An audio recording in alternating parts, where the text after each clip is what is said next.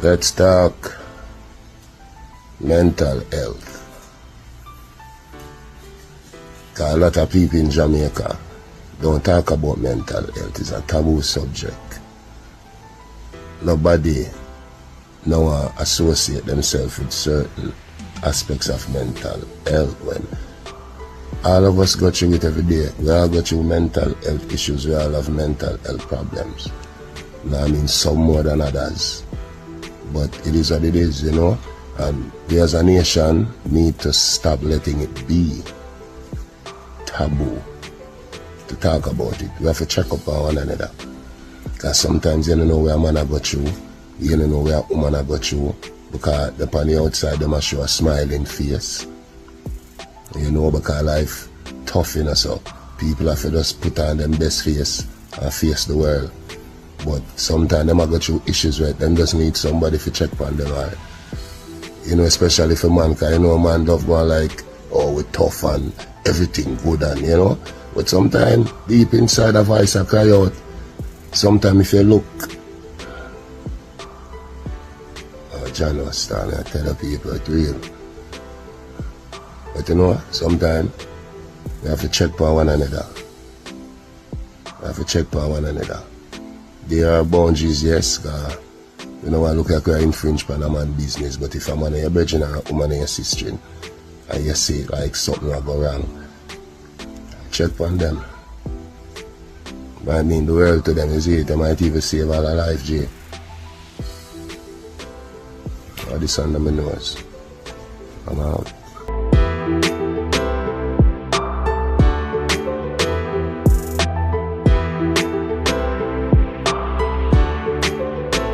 Kommon Cents, make it make sense. Welcome to today's episode of the Kommon Cents Podcast. Thank you for joining us.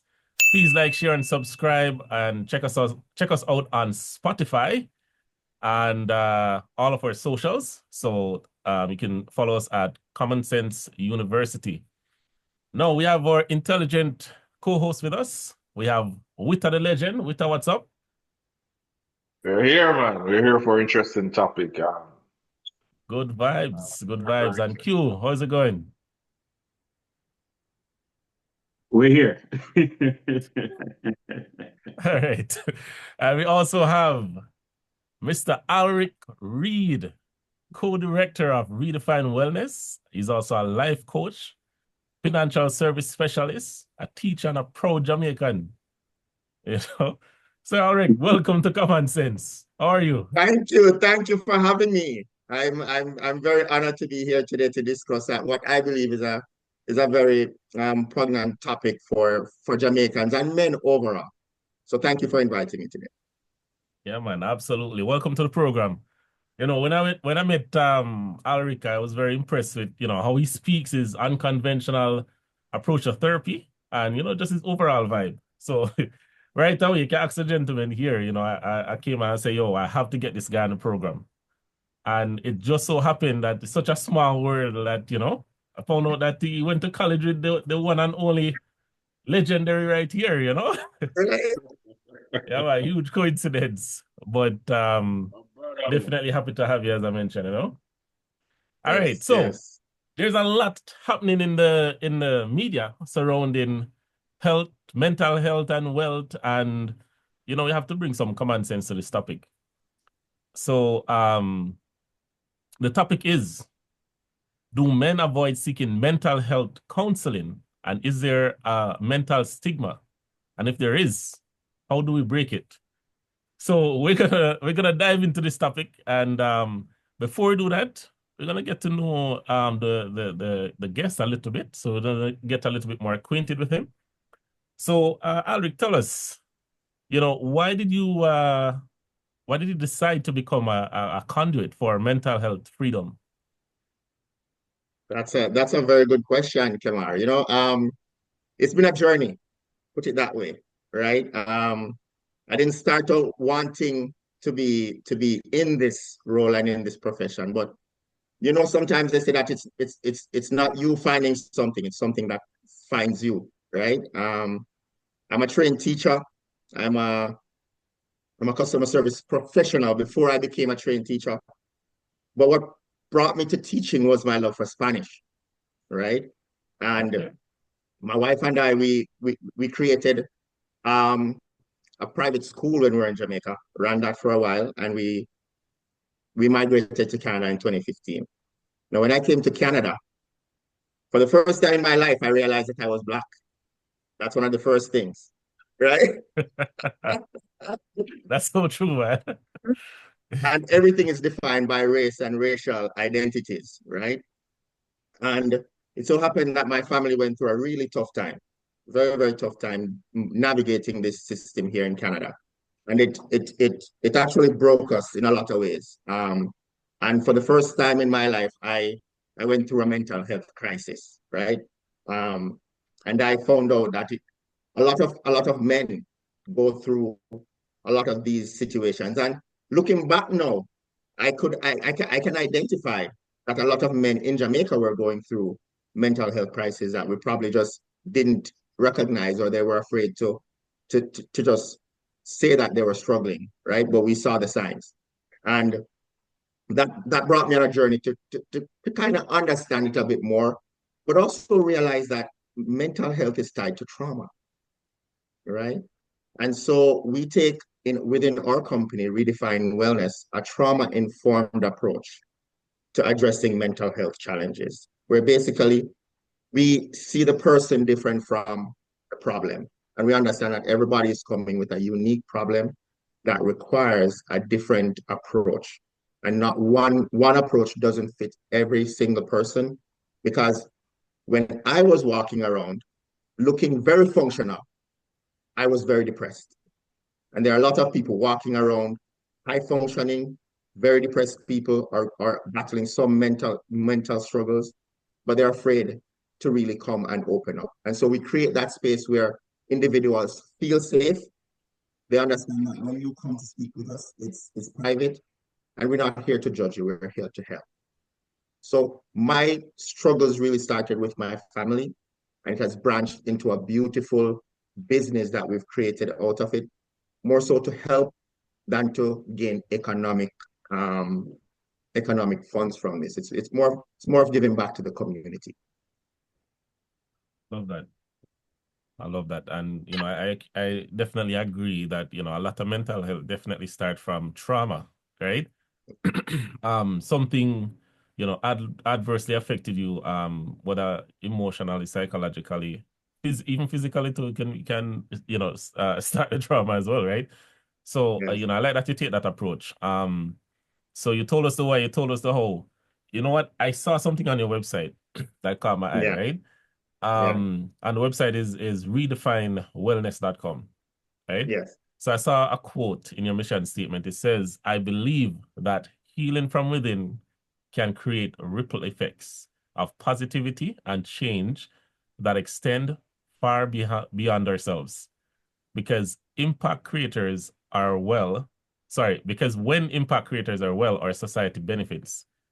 I wanted to tell us what that means. I know what it means, but it's such a powerful statement. I wanted to break it down into simpler language for us. Of course. See, when we understand that as a whole, the colonial mindset has us thinking that we're all separate and apart from everybody else, right? And so everybody is fighting their own battle. But when we understand that we're all connected and everything that we do touches someone else, right? If you imagine a water, a pebble being thrown into a water and the ripples start going out. Just imagine you touching one life and that one life touching someone else, touching someone else, touching someone else. Then basically what we have is a community healing together, right? And the healing starts with each individual from the inside, because truly all healing takes place on the inside, right? The results show on the outside, but healing has to take place within. And once that healing takes place within, others start to see that as well. And you start touching other lives. And one at a time, we start affecting each other, just like the ripples. And we can affect the world by healing one person at a time. And that's our mission. Wow, that's a very bold mission, man. Can you imagine though? Because when you said that, it's like it paints a picture in my mind. I can see you talking to this one person that had a very bad day or is struggling with something, and maybe that person, while they're at home, push off a lot of negative vibe. Them very abrasive with conversations, them kids, them wife, and everything, and by you just helping that person to get well, now they can actually have a conversation and help, raise the kids and speak to their wife in a loving way and show love. And, that in itself is an example for the kids to follow as well. So, if you don't heal that person, the example that they have is an abrasive approach to everything. So Yes. definitely, And the it's kids like and the when you kids say it a learn while that too, ago, right? exactly. So, yeah, man, very powerful, uh, and a very, very bold mission, very bold mission. Well, Um, all missions that seem impossible at first. When Martin Luther King had his dream, it seemed impossible, right? But we have to start with a mission, and from that mission, we keep moving towards a vision. I love it, man. All right. Good vibe. So let's talk about the topic a little bit, right? So Yes, the topic at hand, because a whole heap of mad people we see walking around in Jamaica. Here, like in yes, Alberta, I haven't been downtown a lot. I hear that they're downtown. I haven't seen them, but maybe because it's cold. But in yes. Jamaica, they're very, yeah, you can see them all over the place. But anyway, so you know, eh, why are people, specifically the men, scared to seek help? Is it fear? Is it shame? Is it denial? Like what is it exactly? That's a very good question as well. But here's one way to look at it, right? Females historically, right? If we look at the historical context, men used to go out and fight wars, hunt for food, be the provider, right? Um, so their roles was to provide for the females. They went out and that was their outlet really to get out that energy, whatever is happening. Females would stay home and their thing is to take care of the kids and talk to other females. So throughout the Oh, years, females have built this ability to connect with each other and have that support and an outlet whenever that pressure builds up. But here's what happened to men now. We're no longer going out to hunt. We're no longer going out trying to protect the clan in that way. We still go to hunt the bag, right? But that connection that used to be there among tribesmen, for example, what we find in today's day and age is that men are not as connected as women are.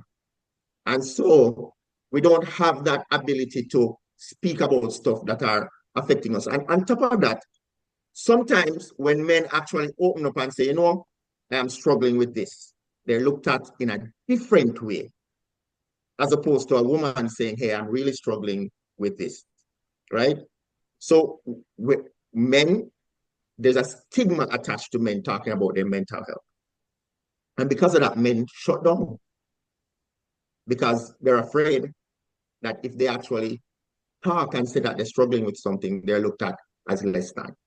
And that affects a lot of Jamaican men. Looked on as weak, right? Yes, yes. oh. Right. And so I've it's a never, matter I of, don't, yeah. yeah, it's a matter of trying to protect themselves from being vulnerable to the outside world. So you know what? I've never really thought about it that way. Wherein, Mhm. it's almost like almost genetically encoded from the caveman days almost. Mhm. But they joke about cave. Anyway, if you know, you know. That was my nickname in school. But Okay, man. yeah.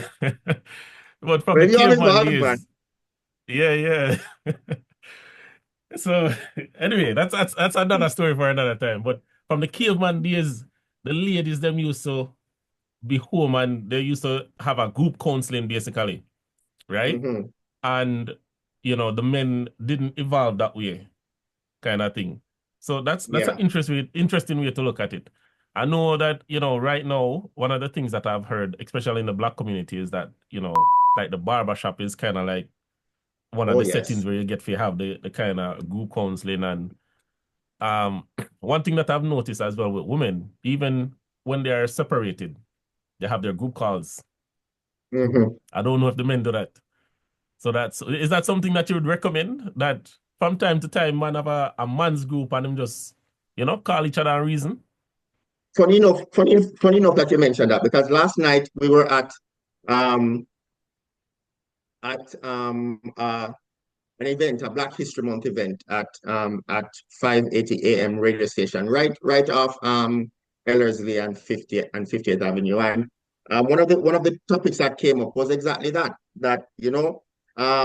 it's encouraged for men to actually get together every once in a while and bond. I'll use the word bond, because when you mention that you're coming together to talk about mental health stuff, sometimes men just don't want to come. As a matter of fact, but that I go. One person was mentioning that they have secured funding, right, to have men come together. And once they mention mental health, it's hard to get people to come together. So I said to them, listen, you have to understand that men are wired a little differently, right? If you want something like that to take off, all you have to say is, listen, come, we're cooking some food, we're getting together, we're playing some dominoes. And we're going to just chill. Ludi. Right? Right? And we're going to just chill. And you'll get the men to come. Yeah.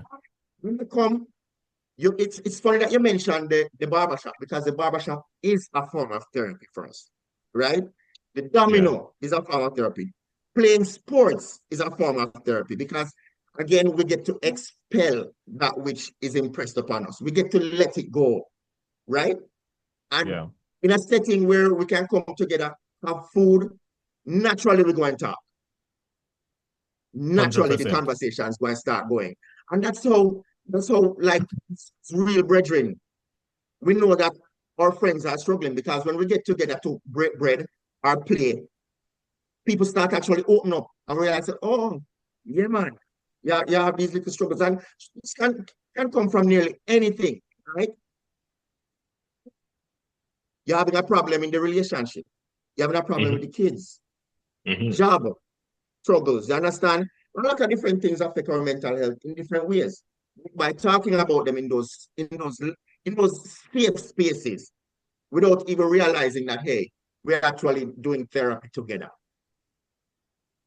So yes, I encourage that getting together of men, but we have to know how we put it out there so that people can come.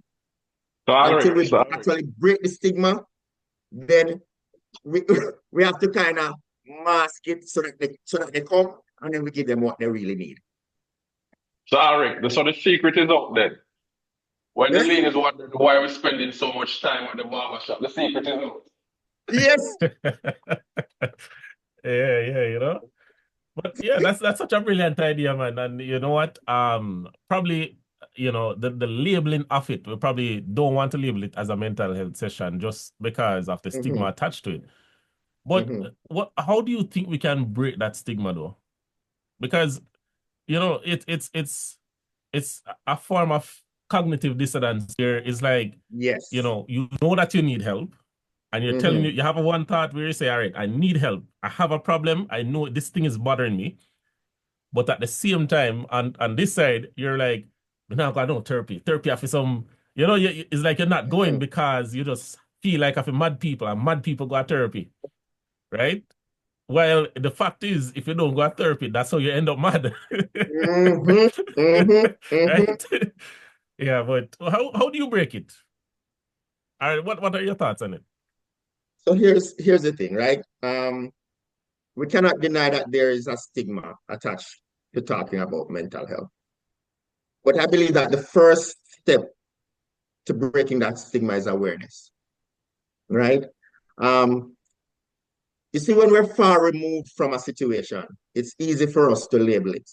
right? So we see somebody, as we know in Jamaica, and a lot of these people actually are not mad, as we say in Jamaica, right?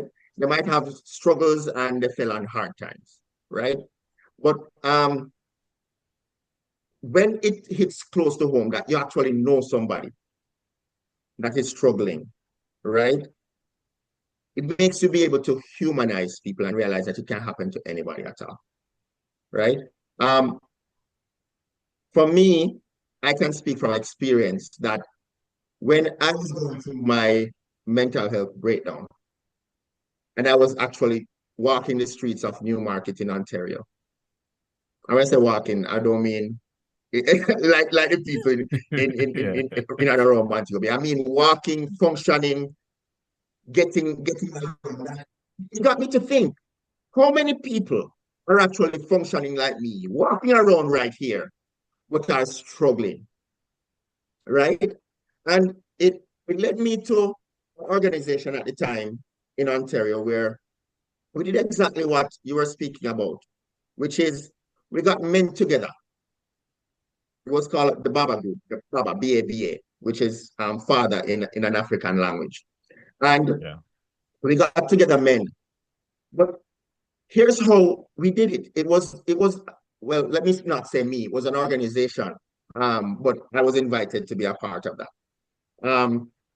But it was done through community. So we did things like inviting men to learn about how to take care of their children, how to better plan for events, how to dance with their daughters, right?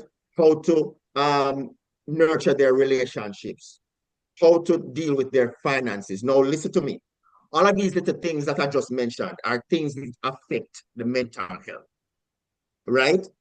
But by addressing these small things and giving them tools to deal with them, we're also dealing with mental health, right? But by again bypassing the trigger, the gatekeeper, the word mental health, we got so many people to actually come. And over time, people reported that, my mental health has improved. So in order to break the stigma, we have to get people talking about how these small initiatives have helped, how they've seen it benefit their family members. And over time, it's going to take work, right? It's going to take work. But over time, as we touch one person at a time, this will evolve and people understand that, hey, there's no good health without mental health. Your body is just a conduit of the mind. And whatever is impressed has to be expressed. And whenever we don't express it, it starts working up here, all through thought. And then we start, no, this word is gone from me, ruminating on the things that either are in the past or are in the future that we're worrying about. And our mental health starts taking a decline. Wow. So, you know what? Again, I like the fact that, even you mentioned it, that you guys are taking a proactive approach by, trying to put together a group, you get funding and everything. Now we need to find a way to encourage them to get out there, right? But definitely, as I mentioned, discussing it more and speaking about it a little bit more openly. So that will help to get rid of the stigma. But I want to talk about being a little bit more proactive. Now, if you have, and I'm saying if a person has healthcare coverage from work, right? Almost everybody that I know that has healthcare coverage goes to the dentist religiously. Yes. Right? Them go to the is it ophthalmologist or what do we call it? Eye doctor. Yes. Right? And the optician and the I want them know our optometrist. glasses. Them still go check it out, them make sure and there's nothing wrong with them. Yes. Right? You go to the dentist, there's nothing wrong with your teeth. You're just going to get it clean or maintain or whatever. So what going for your mental health? Your healthcare cover that too, Yes. We're talking about that the last time, Yes. No, when you talk to a HR at any company, they're gonna tell you, oh yes, your pay is $1,000, but your actual package is like Mhm. 1,500, 2,000. I like, where would I get Mhm. $2,000? So where that money to come from? Oh, because Yeah. we're paying for mental, we're paying for healthcare, and we're paying for this, and we're paying for that. So it's a part of your compensation from work. You're Yes. basically, if you have, depending on the healthcare that you have, you probably get, you know, 50%, 80%, 100% off, depending on the package that Coverage. you Yeah. have. So the coverage that you have, sorry. Mhm. So I feel like that's something that it should definitely be encouraged, where you have it in your and don't take my advice for it. Please go and check Not checked check out. your check your coverage and make sure you have it, right? And once you find out that you have it, I want you to go to redefine, right? And you book your appointment, right? Yes. Or if you're in Jamaica, I don't know if you I know you do virtual, right? Do you do virtual? Yes. Talk Yeah, to us man. We about the do virtual. services and you know how it's offered, and you know how they can get in contact with you. Yeah. So right now we operate in three provinces in within Canada. So you're aware that Mhm. like because it's mental health, it is regulated in a certain way. So we operate in three provinces: Ontario, Saskatchewan, and Alberta. Of course, we can serve clients worldwide because we offer virtual services. There have been clients that we have served from Jamaica as well. People going through struggles in Jamaica, and um, we have we have supported them. Of course, it's not apples and apples, right? We have what we call a sliding scale. So basically, we try to meet people where they are financially, right? Most people in Canada do have health coverages, so it's covered Okay. by health coverage or through their employee assistance program, through the employer again, which basically they don't have to pay anything out of pocket. But basically, we deal with all things trauma, right? So as I mentioned, we look at things from a trauma-informed lens. We try to connect the dots for our clients to let them realize where most of these problems are coming from, because sometimes it's just about raising the level of awareness, right? So that people can realize that, hey, this is where I'm really struggling. Because sometimes when they come to you with a symptom, but we have to find out the root cause, right? And once we Yeah. find out the root cause, then we can actually work backwards to solve the symptom, right? Um, so we deal with things like depression, anxiety, mood disorders, relationship issues, couples therapy. We deal with back to work with workers' compensation, um, people dealing with infertility issues, PCOS. It's the range of things that we help people with, because at the end of the day, again, it's it's all connected. These things affect us mentally. Some people aren't open enough to admit it, but when they come and they start talking to us, and another thing that's important is this word, or mental health practitioner, it may scare people. So we take a decolonial perspective to it. Now, when we say decolonial, what we mean is for the Europeans who have colonized or the Western world, for them, therapy is mostly about just talking, right? But for us, we know that therapy can be anything that's really therapeutic. And it's the relationship building piece that's important. So when people come to us, we try to establish that we are not the masters of your life. You know your life more than we do. We're here to facilitate the discussion between two people, and we find out what works for you. So for you, your therapy might be music. So when you come, we play some music so that you can get in that zone where your mental space is calm, Yeah. right? You might want to talk after that, because now you're in a space where, okay, now I'm calm and I can actually resonate with what you're saying. It's not like throwing a pebble through a fan, because when people are in crisis, you can talk, talk, talk, talk, talk. You're not going through the fan. It's like throwing a pebble through a fan. You're not going through. So you have to get them to a state where they're resourceful, because most people come to you when they're unresourceful, right? You have to get them to a state where they're aware that they're unresourceful, get them to a state where we call it baseline, right? And then we can actually discuss some of the things that are happening. But we use different modalities, dance, art. Just this week, Dance.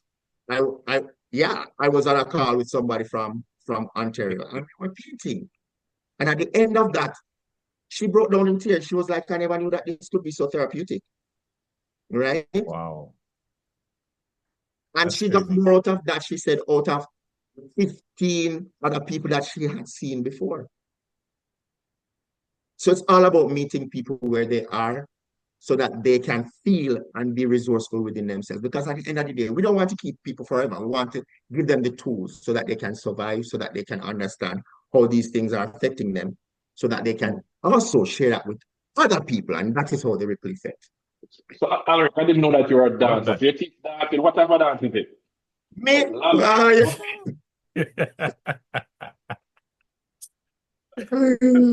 Boy, that's a very good question because I can't dance to save my life.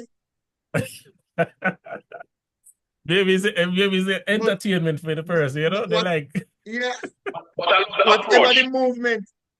whatever the movement looks like for that person, yeah. or teachers at the great SSTC will tell you about high and low movement and range. Whatever it looks like for that person, they can do it. I love the approach, though, 'cause we're looking at it in the sense where, what if, as I said, the therapeutic part of it is basketball. What if we don't play basketball? We shoot some hoops and reason. Exactly. Make them feel comfortable in their space. So, yes, I love Yes, that. I love yes. that. We get into the environment and help them to navigate the environment that they have to deal with every day, right? I love that. Yeah.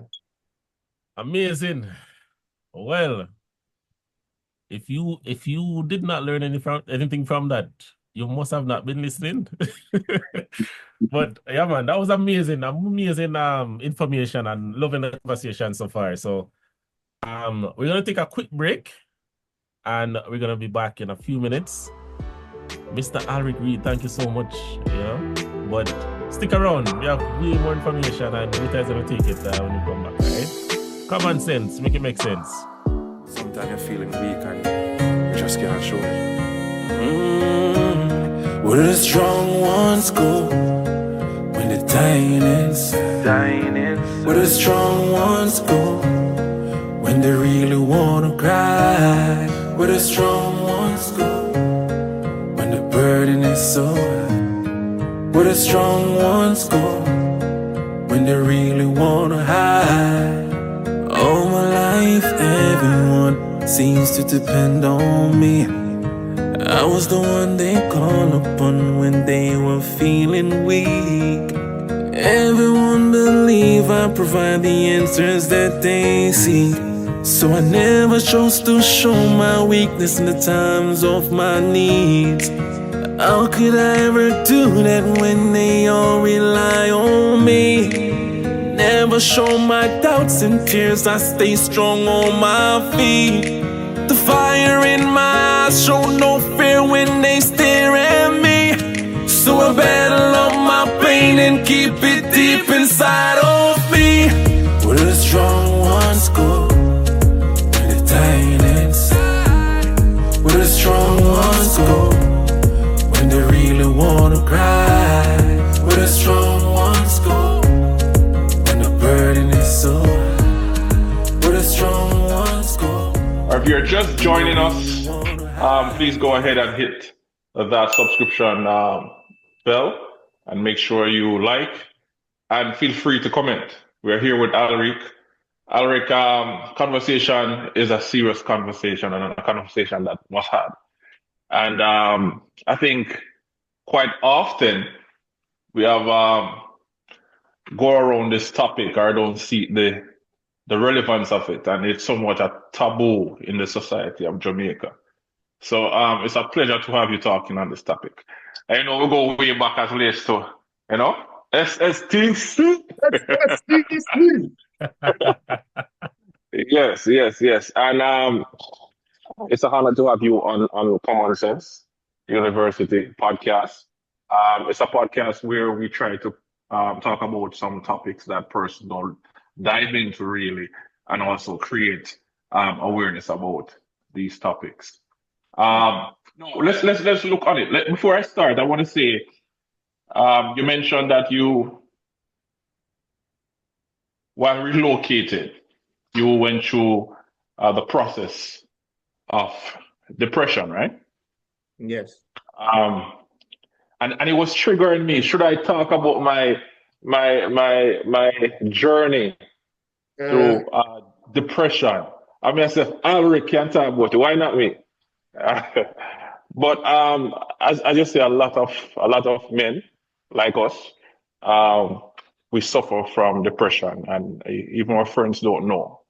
Family, and I have found myself struggling with depression for quite a while. You know what I mean? How I dealt with it is to make sure I'm in a space where I don't see or talk to anybody and fight my own demon myself. And a lot of these come from men suffering from success, time span on success. As I said, being a protector, feeling like you're failing, and the list goes on. And that's something that I actually open up to my brother about, which is Jackson, and talk about depression, and part of what he himself was a counselor, because part of what he does, he calls me in the morning and say, "What are we here to be thankful for today?" So it's one alone, man. You remember that? And you said to him, "I'm thankful for my breakfast this morning. What are you thankful for?" That man alone, man. But that's the thing, and we mentioned different ways that a lot of men don't really want to talk about this and get through it. And we see if we share, I did a song, and with the depression came with some song. The song mentioned where the strong ones go.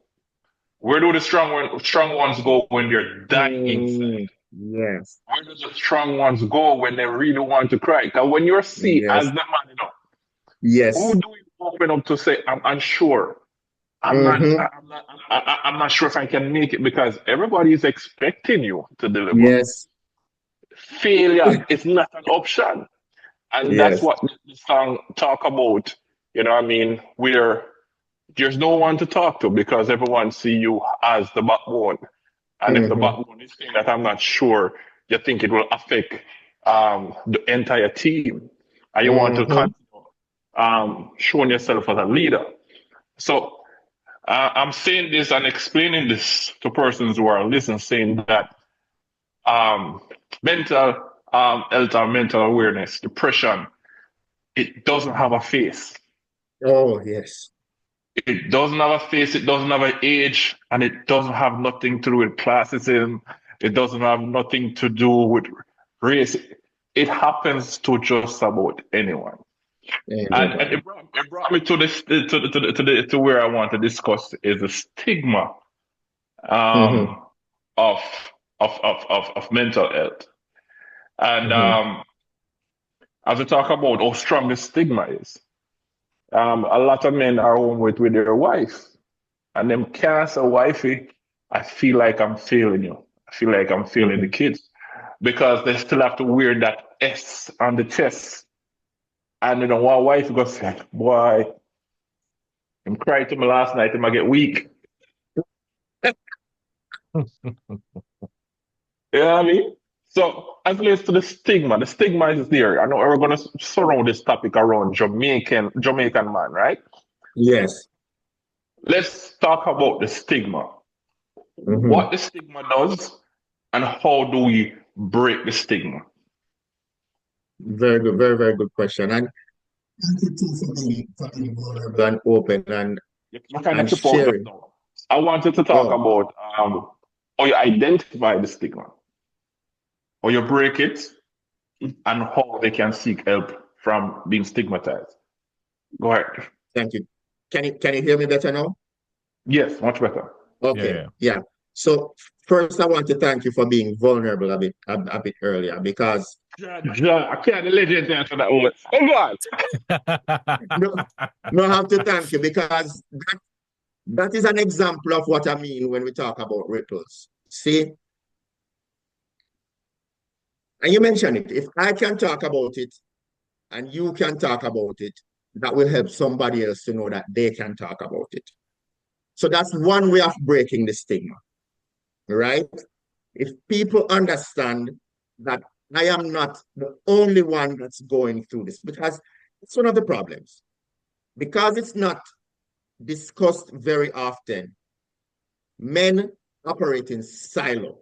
They sit by themselves and they're thinking, oh, I have 5 friends over here and I never hear one of them say they're struggling with their mental health.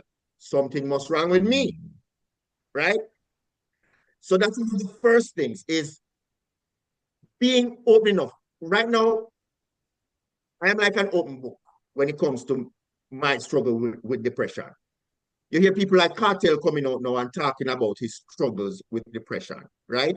If more people were able to say, listen, I struggle too, it doesn't make you weak, then the culture starts to change. Because the culture right now is big man don't cry and boys don't cry. The girl get a chance to sit over there in the corner and cry their heart out. The boys must not. So you learn to bottle that in. Top of that, big men don't cry. Big men man up. I'm going to share something with you. I had a very good friend, very good friend, childhood friend. And when I was going through my depression, and this is somebody that I thought I could talk to, right? As a matter of fact, they confided in me a couple months before that they went through 2 years of depression. This is a female. And I was able to sit with her and, talk with her, counselor through all of that. And when I was going through mine, and I said, I'm struggling. You know what she told me? Man up. Deal with. You see the same thing with us a while ago? Right. And I was like, wow. So we don't get the space to really talk about how we feel, right? So it's avenues like this where we can openly talk. People can see that, hey, I'm not the only one that's struggling. If somebody else can talk about it, then I can talk about it too. Another part of it is the family members that are around these individuals. In my case, thankfully, I have a very supportive wife and children that also went through some of these challenges and understand, right? And so they understand that when daddy comes and say, hey, I'm struggling today, it's not just about daddy, it's about all of us, right? Now you said something earlier, and I want you to know that, listen, man, for most men, especially Jamaican men, the car and the bathroom know the tears. You hear me? You run the shower and you cry, and you don't want nobody here. Or you go sit down out in the car and you cry, and you don't want nobody here. And then you wipe it up and you come back in and you're strong again, ready again to go, right? But even that, I have to share with my kids that, hey, I too go through stuff, because we have to also teach them to be emotionally aware. And when emotional awareness starts very early, then they understand that, hey, all emotions, no emotion is bad in and of itself. So that be sadness, anger, they're just as valid as being happy, being joyous. It's just your body trying to tell you where you are mentally. It's a check-in for you. And we have to normalize that, especially in the Jamaican context. Because in the Jamaican context, people think that it's just when you reach on the roadside that your mental health is in a dump. But it starts long before that. And that's the important thing. So we talk about how persons see mental health just now. And I love the point that you brought out just when you said it's not when you're on the roadside it started, but it started before that.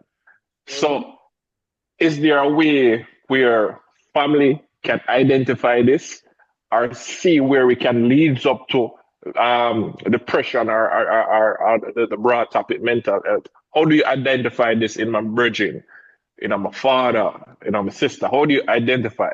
Because as I tell you, the strong ones will act like they can deal with everything.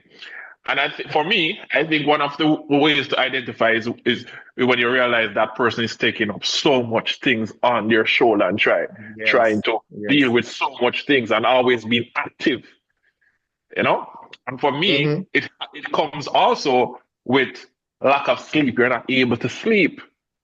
But you are the pro in this. So talk to me. It shows up in a lot of different ways, right? Typically, it shows up, you're right, in routines. So, for example, sleep is one of them, right? Appetite is one of them. Typically, when you're stressed, you either eat too much or you don't eat at all, or you eat too little. So, watching the appetite. Sometimes people get withdrawn, right? You used to love going to a certain place, love doing a particular activity. All of a sudden, you don't want to go there anymore. You don't want to do anything anymore, right? It's like you lose the joy of life, right? Your job used to be very, very stimulating for you. All of a sudden, you don't like working anymore. Stuff like that, right? So it's important to know the people that are around. That's the first thing, right? Understand their normal, natural routine. And when they start deviating from that, for example, taking on more than you can handle, right? A lot of people don't realize that that's a coping mechanism, trying to prove that, hey, I'm still worthy enough. Look at me. But on the inside, sometimes they're slowly dying. Good. So it's important to pay attention. Yes, it's important to pay attention to those little things. And one of the things in Jamaica is that it's hard to have conversations around those small topics, right? Because sometimes it's brought forward with judgment. Oh, boy, lazy man. Sure. Boy, I get work this man. Boy, I can't do this. You understand? It's like it comes with that judgment. So it's about approaching it from a non-judgmental space, being curious. Hey, I notice you're not eating as much. What's happening? You understand? I notice you're taking on a little bit more than me thinks you can manage, You all right? So just being curious about what's happening, what's taking place. Let me give you a secret that I realized with it as well. Excessive smile and laughter. Right. And that's crazy, because you're thinking when somebody's laughing and enjoying themselves, but a lot of person put on that facade to say that, yes, I'm happy, I'm all right, and, things don't bother them. And these are the reason why I asked how to identify it, because I know persons are watching right now, and they want to know, how do I know my friend or family is going through this? Also, the person who is watching, am I going through depression because they're not sure what they're happening to them? And part of depression and mental health, that is a big stigma in Jamaica. Boy, I look like them who by me, Yeah, man. Them say something upon him. Who's that one day? Yeah. So people know, and this is why I wanted people to identify this before we reach to a different stage. And it also leads to excessive abuse of drugs, whatever that drugs is. Yes. Whether it be drink, alcohol, and you name it. All right. So we talk about the identification, what stigma is. Now, Jamaica is a rough place. Q mentioned in the previous episode that if you're in the States and you give the dog fishbone, people look upon you like you're the wickedest man in the world. That's why I stay quiet. No, for a minute, I stay quiet the whole time now, because all in our talking, I say, yeah, me here one I say, but no, come like when you come from Jamaica. I'm getting there. And if you give the dog fishbone in Jamaica and him eat off quick and look by and wait, I say, Rex, Rex ask some more. So saying No, that to that's say a if a that, game. That's a if a game. If him not take it. That too. That I get job too. that's the next thing. So, and I would think about it because part of depression comes with, not happy with yourself, your appearance. So some people will try to starve themselves and go into depression or whatever the case may be. But in Jamaica, a place like Jamaica, what we say, for example, Jackson and stuff, for you, come in, man, because he has my glasses. we say Alric and say, Father Grey. Yes. I would say wait and say big belly or big head or shine head. Cuban and trouble, you know what yourself. And this is all they reach out to persons that you say, you having a bad day, you go out and hear, Biggs, what you say? You go. I struggle you wait and you start calling big belly. Yeah, man. So this is Jamaica. It's a rough place. And this is why mental health is such a taboo. And the fact that we have to first identify that then to find the solution, right? So let's look on the lack of awareness, because that comes from or stems from the lack of awareness. Persons is not really aware of mental health, so they just say anything. Like for example, the girl said to you, "Man up, go to your ball." Yeah, you know what I mean? So how can we bring forward what are some of the stuff that we can do to bring forward awareness in the workplace, the church, you name it? Yeah. You're right. Jamaica is a very tough place. Another part that because you mentioned the church as well, and I have to touch on that too, because a lot of people believe that if you're struggling with mental health, it's because you're not spiritually strong. Something wrong with you. You need Jesus. Yes. Say right. Right? Say right. Yes. You're demon possessed, man. That's it. Yes, demon. Big pastor pray for you. So sometimes even getting this message into spaces like that is tough in Jamaica, right? And you're right, because in Jamaica, people identify you by presenting features, right? And sometimes even that is a trigger. So basically, triggers are everywhere in Jamaica for mental health, right? A man walk out and the village knows that, the wife I get born around there, so and the two picking them on of him, right? Right? And everybody just have him as, Tommy Looney. And that affect the mental health for a long time, right? Nobody to give some support to that person. So you're right, there's so many things. One of the things that I believe is important in Jamaica is having mental health awareness campaigns, right? To tell what mental health is. Because another thing too is that people think that when we talk about mental health, it just mean the mental health challenges and mental health crises, right? Everybody has mental health. Some have good mental health. I always say, I equate mental health because people can't see the mind. So we have to equate it to something that people can actually see. And I equate mental health to the physical body. So having good mental health means that you're functioning in tip-top shape. It's like you go to the gym and you work out all the time. You're buff, right? Now you have what we call mental health challenges, where people basically something happened, but you can't bounce back from it. It's like getting a little paper cut, right? You get a paper cut, and you know that next week you're going to be okay, right? You have mental health concerns. We start getting a little concerning. That's like now you get a cut with a knife. And you're going to take a Band-Aid, right?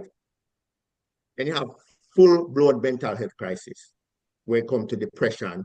So that's like, 911 call you have to make, right? Ambulance have to come for you. But the thing is, a lot of people wait until they get to the ambulance stage before they start taking some real stock of what's happening, right? Whereas if you can start the awareness so that people know that, hey, you don't have to get to the stage where you have to go to surgery Mm-hmm. Let's start from the place where, okay, I notice that I'm feeling a little differently in my body. I notice that, hey, things That's don't the feel so right contemplation. over here. That's the contemplation stage, right? Yes, yes. Mm-hmm. You start contemplating what's happening here. Mm-hmm. But community support is important because, again, in Jamaica, we live in communities. It's not like here in North America where you probably don't know your neighbor. Man, In I tell you Jamaica, about, everybody knows you in the community. Right? yo, I think about it sometimes if you drop down, you wandered in there, not a soul. I like nobody got some boy when I say we talk from man, he normally come out and stretch. No, Yes. sir. Oh, We're not check for you. that's a soul. I smell them, I smell you. I smell them, I can smell them before they know you're in there. And that's kind of shock, a culture shock for many people traveling and into the States, you know. It's a Yeah. very lonely place. Lonely place. But continue, Mhm. continue. You're talking Yeah. about the So, contemplating, yeah. yeah. So I believe that because this has to be a nationwide approach. But before it can become a nationwide approach, it has to start within communities where you mobilize groups to go into communities through, for example, youth clubs and talk to people. Again, it can be through activities because people don't just want information. You run an activity where you get people to come, maybe a little fete, a little fair, and through that, you can talk about people that especially that people look up to. For example, now Vibes Cartel come out and say, hey, I had struggles. You can say, hey, look on Vibes Cartel. Mm. One of the Vibes most Cartel go influential through man. things, right, that a lot of people go through, but afraid to talk about. So now we want to open the space where, guess what? You have these avenues, and the government can create programs now. If we say, okay, you have these avenues where we can create spaces where individuals can come and say, hey, I just not feel well today. That's all right. It doesn't have to be full-blown mental health crisis. It's just, hey, I don't feel well today. Let me come chill in this space. Nothing to be about talking. Just creating a space for it. And then from one step at a time, we can get to the place where people now can be aware to say, hey, yeah, this is how I'm feeling, and I can seek some help. And just to add to what you're saying, everything starts with the youth step, you know. Yes. So I think if we start some of these campaigns in school, and talk to the youths, you know what I mean, Mm-hmm. as early as from grade 4 to 6 or upward, telling them that they can express themselves and how to Mm-hmm. express themselves because this is how we get them in the preparation stage, preparing themselves, and so we can pass the contemplating and all that. So they're at that stage so quickly identify and how to act on it. You mentioned Vice Cartel. This is the man that many see as a superhuman, and this is a man who did 13 years, right? And while he was Mm-hmm. in jail, Yeah. prison rather, he was still trying to maintain his music, his family. Mm-hmm. Still can't make the man them in jail seem look weak Yes. because quote unquote the guards are done. And You have he an still has to image. be fighting. And this is where the strong one go. And he's Yes. still fighting to maintain his innocence. Now, once we can actually use these persons, and this is how a topic like this is perfect to put with a clip of Vibes Cartel to show. Listen, as I said before, mental health has no face. It no matter if you're Mm-hmm. rich, it no matter if you're poor. A matter of Yeah. fact, the richer you be, the more you More problems, yeah. The bigger the problems. and this is a serious case towards the men because we say, as men, we don't talk. You know what I mean? Big up Jackson. I never tell you thanks to me, but I want to tell you thanks. Call me and ask me what I'm thankful for. Yeah. Well, because they didn't cuss you out mentally, but it's good when you have friends who can reason. Because when you look on the streets, you see more madman than madwoman. And people are out here Yes. saying, why? Why this happen? But Mm. really, the man don't really have nobody to talk to. Yeah. Mhm. Yeah. Exactly. Yeah. And Exactly.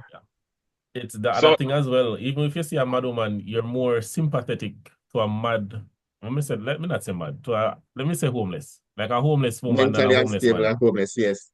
Yeah. We You'll have be a more famous. sympathetic to the woman. Sorry about that. Go ahead.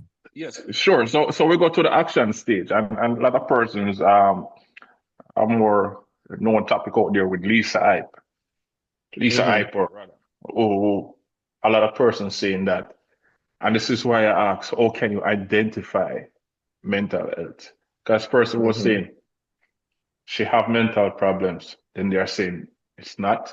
She herself was saying that somebody try send a blow her away, and all these speculations, and she's still doing her thing, getting her music out there with the controversy. She's getting the views and she's getting the clickbaits and so forth.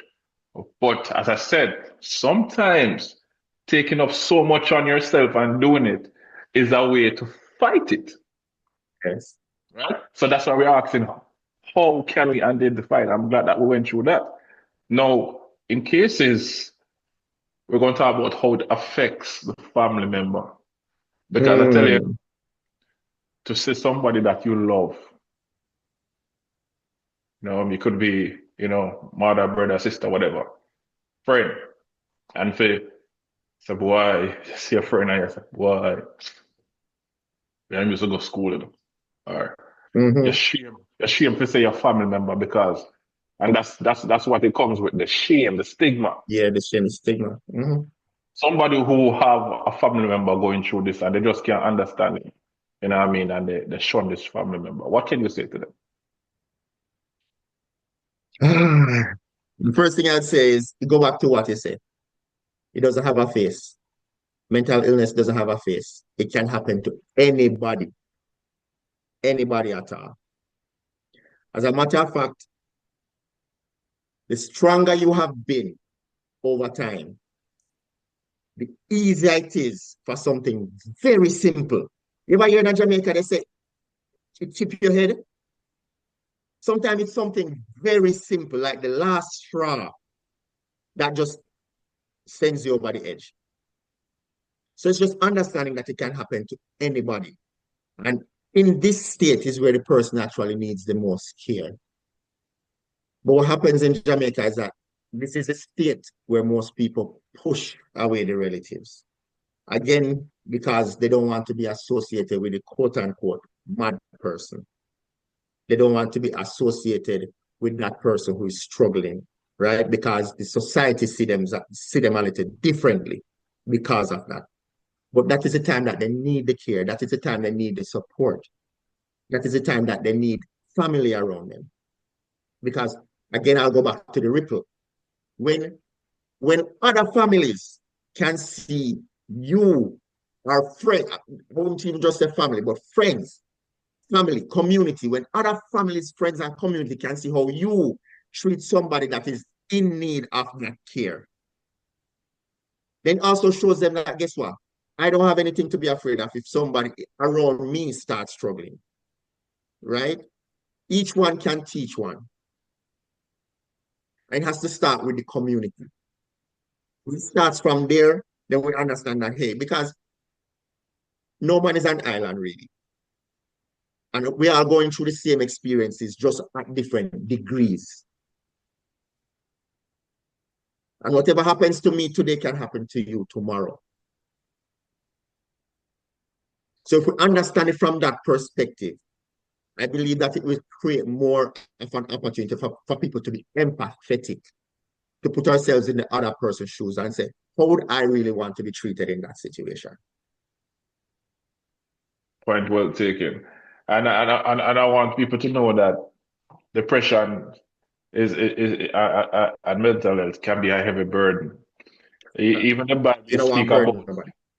Yeah. So and even the Bible speak about when he was supposed to be crucified, and he said, if it's possible, if it is possible, take this from me.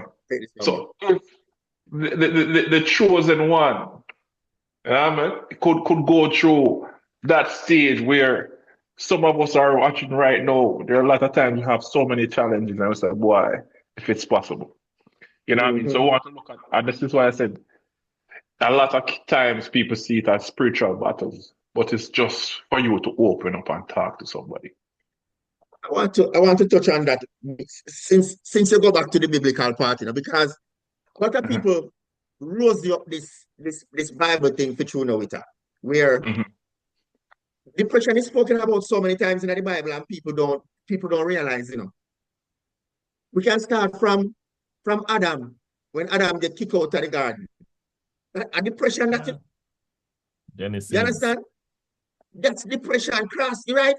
So much so that him start blame the woman. Woman, why you give me? Cause this, right? We talk about Abraham. Live till him how much and can't have one picnic. Iron balls. And his name means Father of Nations. How you name Father of Nations? You can't have no picnic. I want to go that's right. That's depression. We talk about Joseph when brother them sell him out.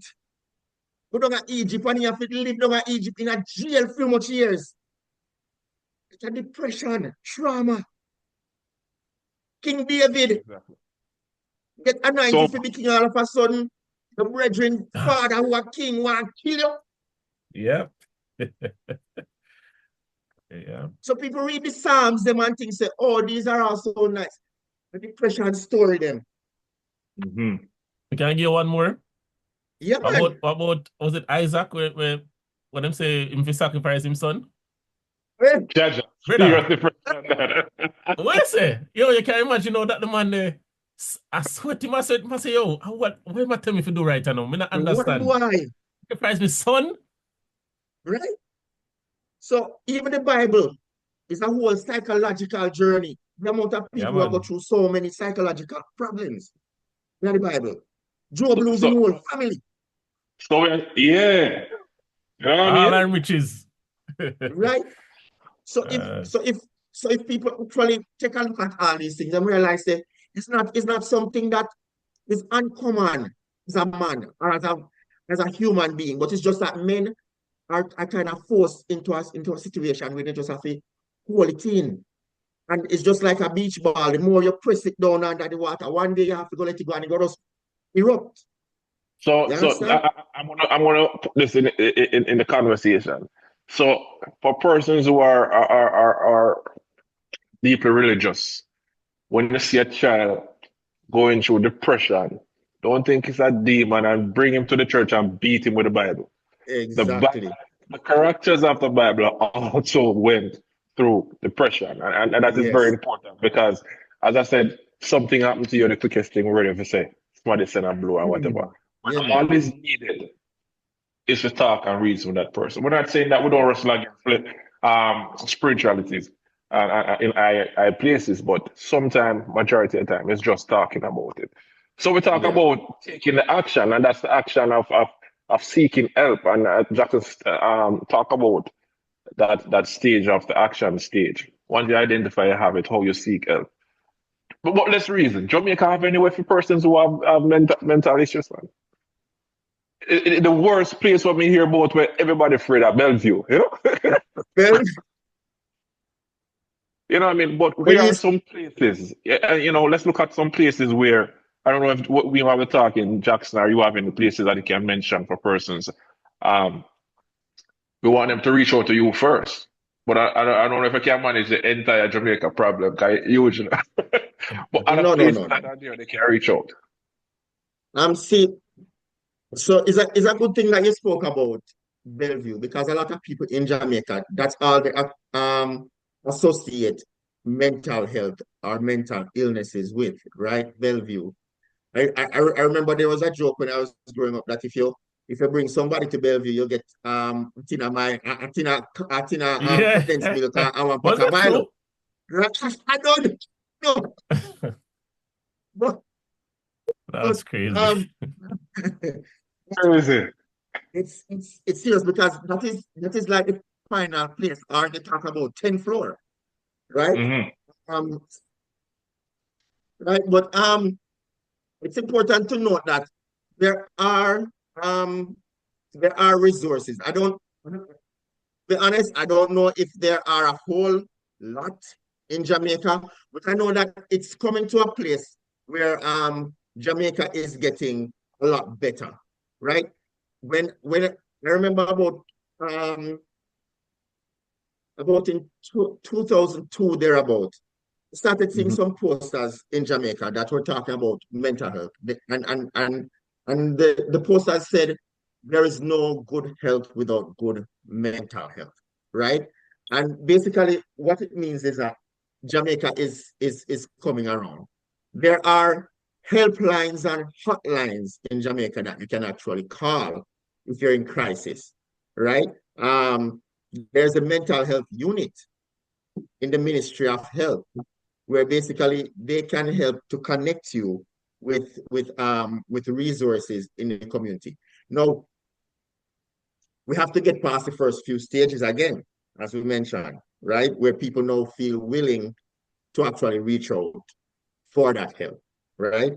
But I think Jamaica is coming a far way where basically organizations like JamPsych, for example, are coming on board, and they provide resources and collaborate with different people to get these messages out there. So I think it's not perfect, but there are some resources available in Jamaica that people can connect to.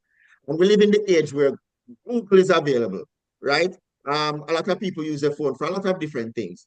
But a simple Google search sometimes within the ministry can connect you with a lot of different organizations that can actually help within the Jamaican context. Yeah. Okay, good, And good. Just to give you the phone number for the Ministry of Health, it's 888-1-LOVE. So if you're in Jamaica, I don't know if you can call it from overseas, but it's 888-1-LOVE. So that's 663-5683, and I'll put it on the screen later on as well. And related to that, let's hear the number to call Alric and your company. Go ahead and tell them where to find you. Do you have a Facebook or Instagram page, and the number just the same? Yeah, we're on Instagram and Facebook. We actually just relaunched our page last week. It's Redefine Wellness. That's REIDEFINE, Redefine Wellness. Both on Facebook and on Instagram. Our website is redefinewellness.com. Again, it's spelled differently, REI at the beginning. It's a play on our last name, my wife and myself, since we are co-director and founders. It's also a matter of the inclusivity, right? Where mental health is concerned. That I also stands for inclusion, ensuring that no one gets left behind when it comes to their mental health. So it's redefinewellness.com. In terms of a telephone number, it's 780-851-4676. That's our main line where you can get through to us. All right. Thank you so much for the reasoning, but we'll just take a break. I will back with question with Q. Kommon Cents, make it make sense. All my life, everyone seems to depend on me. I was the one they call upon when they were feeling weak. Everyone believe I provide the answers that they seek. So I never chose to show my weakness in the times of my needs. How could I ever do that when they all rely on me? Never show my doubts and tears, I stay strong on my feet. The fire in my eyes show no fear. Kommon Cents make it make sense. Now, we are going to take the advantage of having someone like you, Alric, here with us today, right? As a professional, if there is someone out there that is going through any disability, mental health, or anything, and you could say something to touch them, what would you say? Listen, like for me, I just want people to understand that all it takes is you touching one life. One life. That's all it takes. Again, we talk about that ripple effect. If you can just touch one person to save one life, especially men, because listen, statistics prove that men commit more suicide than women, right? As a matter of fact, at a rate of 4 to 1. Huh?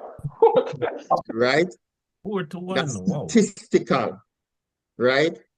So, and it takes a person to be in a lot of pain in order for them to want to exit this place. I know that personally, right?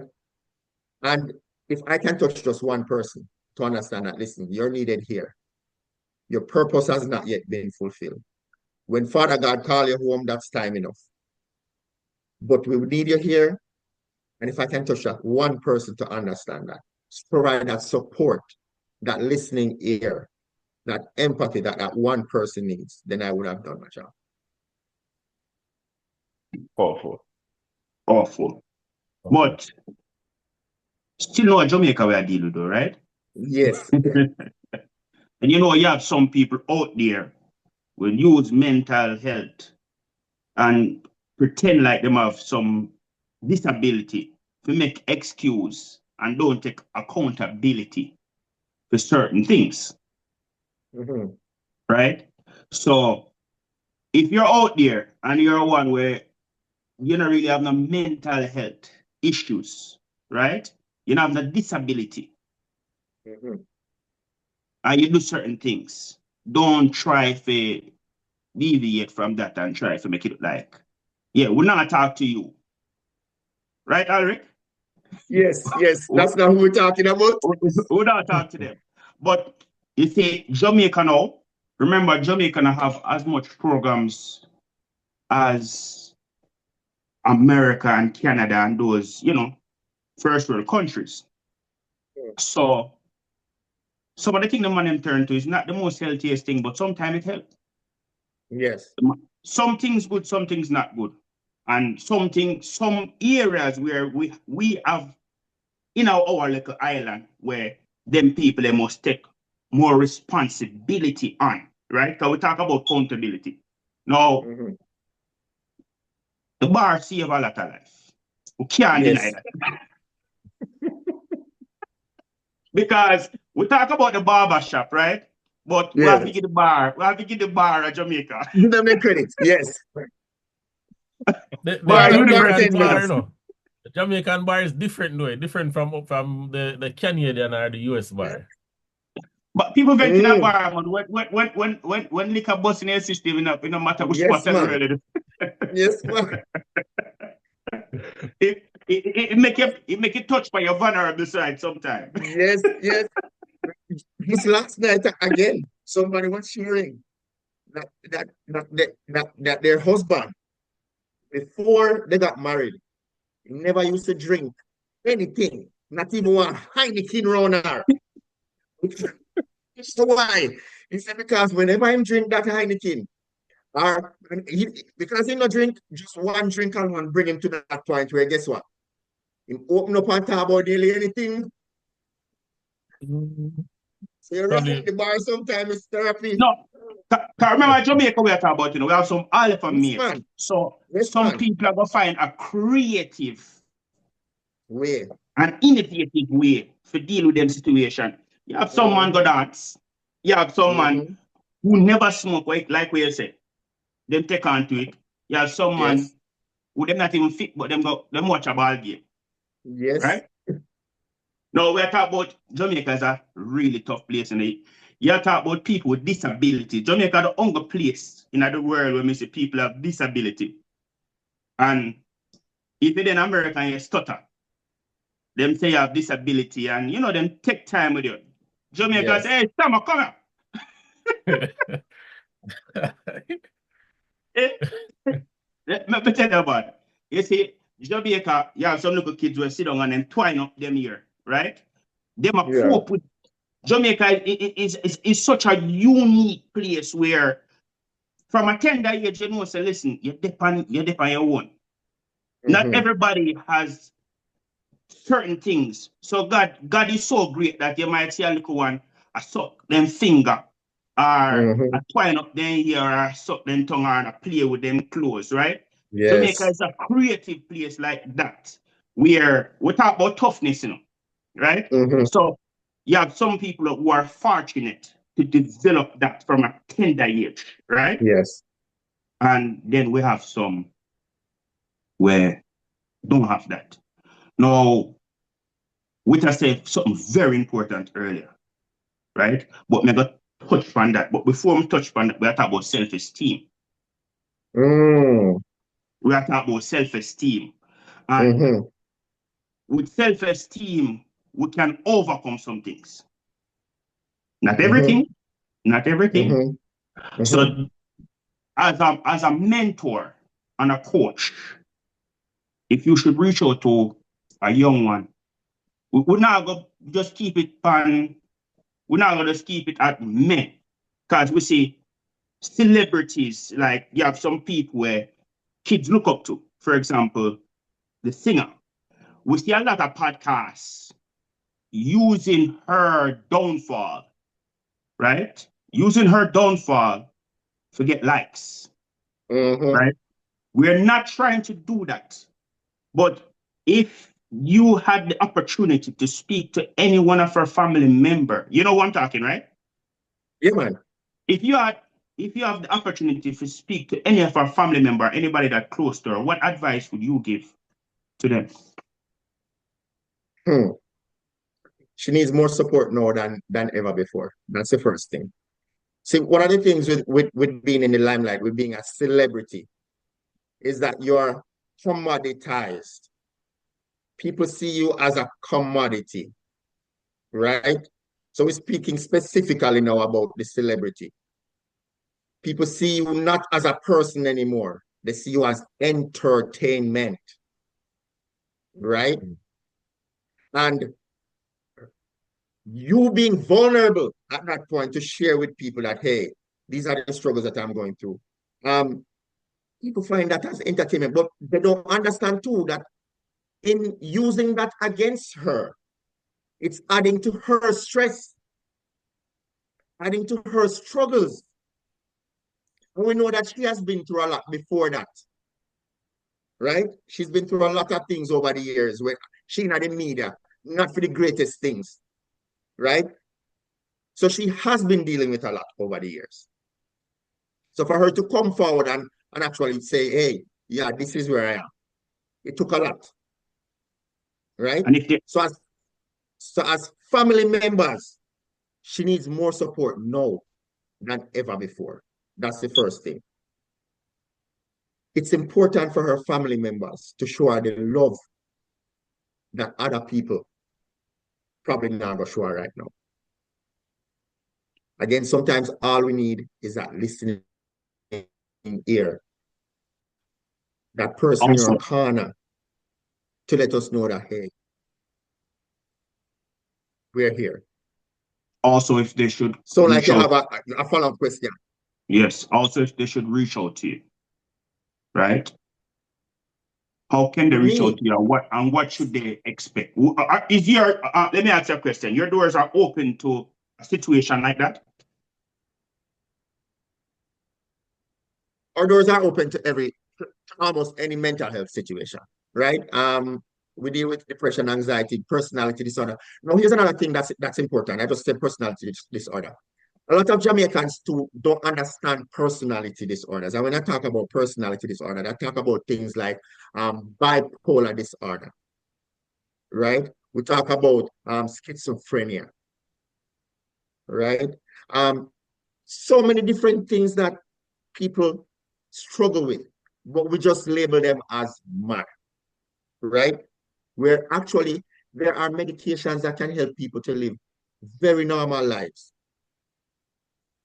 So one of the things that we do when people come to us is we help to assess them to figure out what's really happening, right? Because sometimes some of these things can be, we use cognitive behavioral therapy, which is talk therapy. We can talk through some of these things, but a lot of these things sometimes actually need medical attention just to get people to function, right? So one of the things too that I would recommend, because just today my wife and I were talking about her, about Lisa Hyper. One of the things my wife said is, she probably has bipolar disorder. And that's something that she probably needs to get tested for, right? Get assessed for, get diagnosed for, so that she can get the help that she needs to deal with all of these mental struggles that she's going through. So when people come to us, we have right now a team of 7 clinicians. Because people sometimes might not mesh with the way I do things. Somebody else is there that they probably can mesh with. So we do what we call an initial consultation, where you get to figure out, are we a match for each other? Can we work together? Can I help you to achieve your goals? Because at the end of the day, it's your goals that are important. What do you want out of this?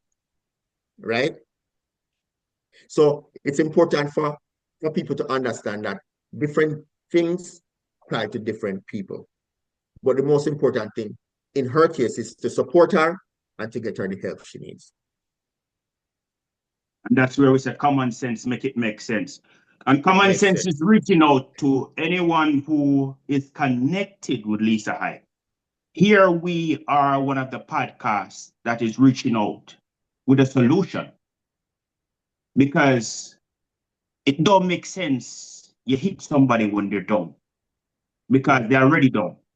Let's step away from that. But how can they reach? I know that Kemar and Witter did reach out to you, but if they're watching this podcast right now and they want to reach out to you, you mind just sharing the information one more time, how they can, your contact information? For sure. Our website is www.redefinewellness, but it's spelled a little differently. It's REIDEFINE wellness.com. Our telephone number is 780-851-4676. And we're on social media. Redefine Wellness is our handle on Twitter, on Facebook and Instagram. Again, spelled REI at the beginning. Redefine. And that's a play on our last name. Yeah. And this is a gentleman who is from Jamaica, who understands that Jamaica can be a cool place at times. Hello, listen. Right from the garrison, Bottom Pen. that's where I'm from. Bottom Pen, Montego Bay, right out of the garrison. I'm proud of you. TJ up top boss, I'm quite a few. Yes, our community. Yeah, man. No, you know, one of the things I noticed, as I said, Lisa Hyde, right? I think, and as I said, I'm going to move away from her, because we don't want to stress too much on her, because we have other people out there who are not famous. And tonight we're talking about the men.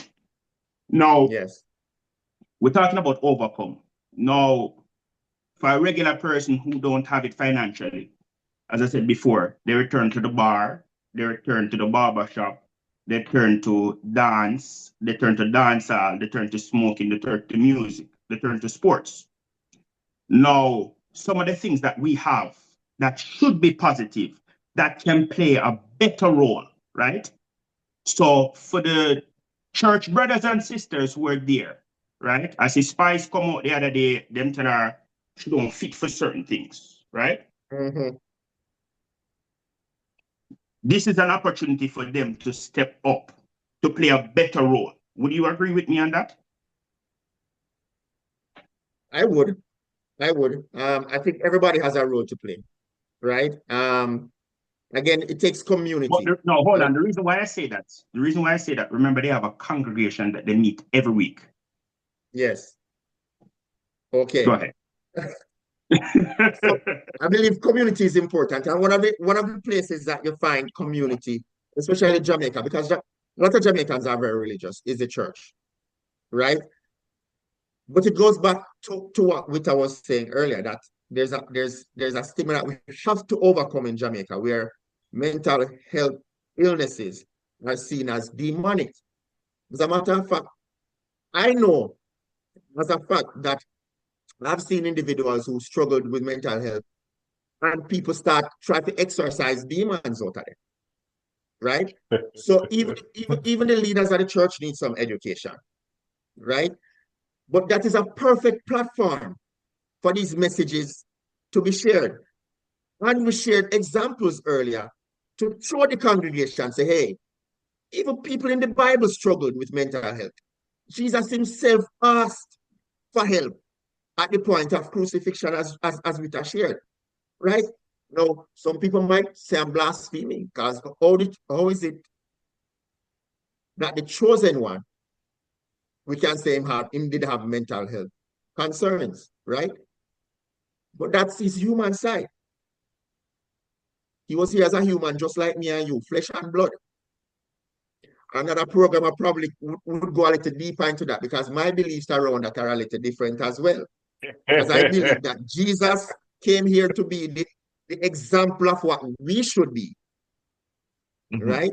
But that's for another day. We can talk about that another day. But listen, man. No. I have a conversation like that at some shop. We get that trouble enough. Let's move on. So let's look at some other things that are some other institution that we at Kommon Cents would not just go at the church. We're looking at the schools, right? Yes. And we're looking on the media, because I see Kiprich sing a song and they hold him accountable for the song, right? Yes. So the media play a very important role. We talk about the social media platforms, and we want to. I hear Kemar mention Ministry of Health, right? So we want to hold the government entities to a certain level too, right? Because you don't want Kemar give the people them the number for Ministry of Health. And when them call them say, well, I can't help you, you know. Listen, all we're saying is accountability. Yes. And as you said before, Alric, even myself can be held accountable, right? Just by sometimes listening. And sometimes not everybody want to dance, not everybody want to sing. Sometimes some people want someone to listen to. Yes. No. So if you're out there and you're watching, what are some of the early signs, I would say, to that person who is watching, Alric? They could see to know that this person have some mental issues. Yeah. So I think we touched on some of those a bit earlier too. No, the reason why I say that to you, remember, someone not going to talk. That is true. It is true. So we have to look at we call them the fruits, right? Everything that is impressed has to be expressed through the only avenue that we have, which is the body, right? So we have to start watching and understanding routines. Routines tell us when somebody is what we call baseline, or if somebody is in crisis. Deviation from routine. If you drive the same way home every day, and all of a sudden one day you drive somewhere else, normally it's because something happened to your route that you normally take go home. Either block off or something happening, right? So it's in just the same way. If somebody's routine is starting to go off, that's a trigger to say, hey, let's check in on this person. It's just like if in Jamaica you're there home and your neighbor don't see you come out for 3 days, something must wrong, right? Maybe go check on it. Yeah, you understand? So that is how we have to operate as a community. You touched on something a bit earlier when you said that we're all accountable. The media, the church, the politicians, the government, we're all responsible in some way. And we have to understand that we play a part. Every little bit counts. Every little bit counts. Because you see, the person that you write off today could have been the person with the cure to cancer next year. You understand? As a matter of fact, the person you write off today could be the person who cure bipolar disorder next year because of what he went through. And because of the fact that somebody showed grace to them in their time of need, them figure out, say, you know what, let me pay it forward. Everything is connected. And when we understand that in Jamaica, and be a bit more empathetic to people who are struggling, especially mentally, then we realize, hey, we can all play a part in shaping this nation and breaking the stigma where mental health is concerned. Well, That is true, you know. But the way how Jamaican deal with things is a little bit rough around the edge, you know.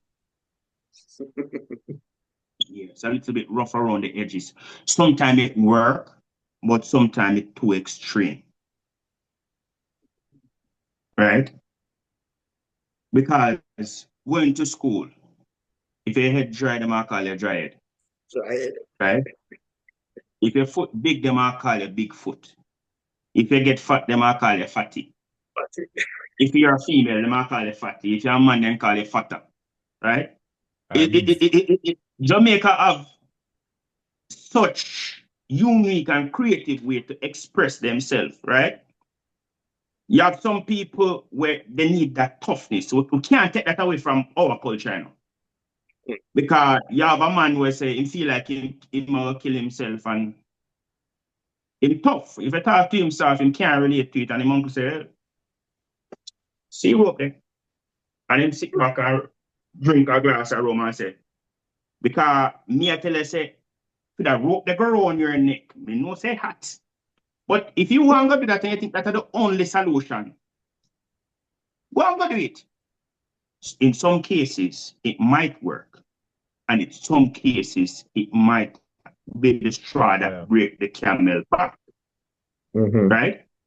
Now, when we're talking about a tough place like Jamaica, as we said before, Jamaica, not in the dog themselves. Right? And think about it, right? Most of our success stories come out of the toughness. Diamond make under pressure. Look at what it add to it. Wouldn't be diamond, right? So we're not deviating from certain cases where people go through hardness or toughness to overcome certain obstacles, right? So what method you have for people who are rough and tough where the softness them can't relate to? So here's the best thing that I can use to express that. It's something that I call capacity, right? Not everybody has the same capacity to handle certain things.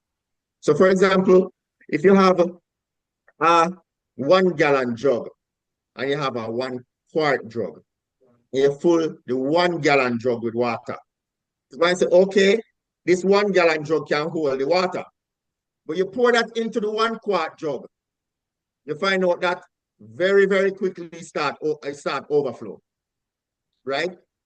So the 1 quart jug does not have the same capacity as the 1 gallon jug. Now here's the thing in Jamaica. We use a blanket to cover everybody. If one person do it, everybody can do it, right? Without taking into consideration the capacity of that person. Usain Bolt can run 9.59. Everybody know see Usain Bolt running the one for you. Run 9.59, right? That's so true. That is how Jamaicans see. No, I'm challenge. Hold on, stick up in. I got challenging upon that because if you run and come last, them gonna say you think you're Bolt.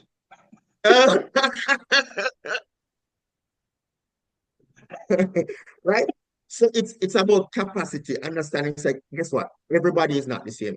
It's a matter of fact, two people can go through the exact same event and see it totally differently, respond to it totally differently because of their capacity and also what they've been through before, right?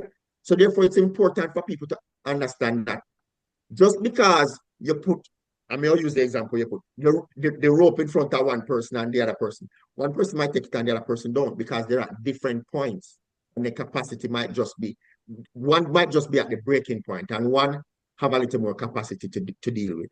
So we have to take that into consideration. People go through things at different times and we have to understand, say, people deal with things differently as well. So we have to know who we're dealing with too, right? As a professional, right? Because remember, I'm kind of up on the rough side. I'm a Jamaican too. We kind of deal with things a different way. So how can you identify the different capacity? Like, as you say, you might have somebody and say, yo, make a go drink a rum. And the rum, they might go tell him, say, yo, yeah, man, just do it a little bit faster. Right? How can you identify? Because earlier you said some people sing, some people dance, some people, how can you identify that? How can you, or you think only a professional can identify these things? How can you identify it? What the person need? We have trained professionals who do that. But listen, first and foremost, we are human beings, right? And as human beings, we deal with each other as human beings. Now, I come from the place where I understand that you sitting there is just another me sitting over there, right? We might have different experiences, but it's the same experience we're going through. We're going through this thing called life, where we enter this race. One day we're going to finish this race. We don't know when. And during the race, we have to keep running, right? Now, once I know that, I start paying attention to the fact that, hey, there's somebody else running this race with me. So if you are running, it's like a relay. You have to know your teammates. You have to know how they want the baton. Do they want it up? Do they want it down? Right? And you have to know how to hand it off properly to that person. So people who are closest to these individuals are people who are better able to identify when something is going wrong. It's going to be difficult for you to walk into a room with somebody that you don't know right away and pick up that, oh, something is wrong. Sometimes the energy tells you, because we're all also energetic beings, right? So sometimes the energy tells you. But people who are closest to these people are those that are best able to identify, say, hey, something is off. But most of the time in Jamaica, people just don't pay no attention. And they say, you know what? Sure, we deal with that. And sometimes that is a cry for help that nobody paid attention to. There you have it. Common sense, make it make sense. And if there's any question that you would like to ask, drop it in the comment section. Kommon Cents Fraternity, thank you for listening. Mr. Alric, it's an honor to have you here, sir. Thank you all for having me. It was a pleasure. STC.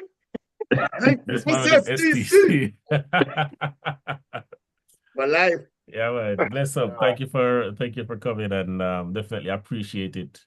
And as Q said, if you feel like we leave off any question, put a comment in the comment section. I'm sure Alric is gonna pay attention to it, and he'll jump in and answer. By the way, if you're there, take out your phone as well and go ahead and follow Alric. I'm gonna go ahead and put his social somewhere on the screen here. But thank you very much for being a guest on the Kommon Cents podcast. Kommon Cents, make it make sense.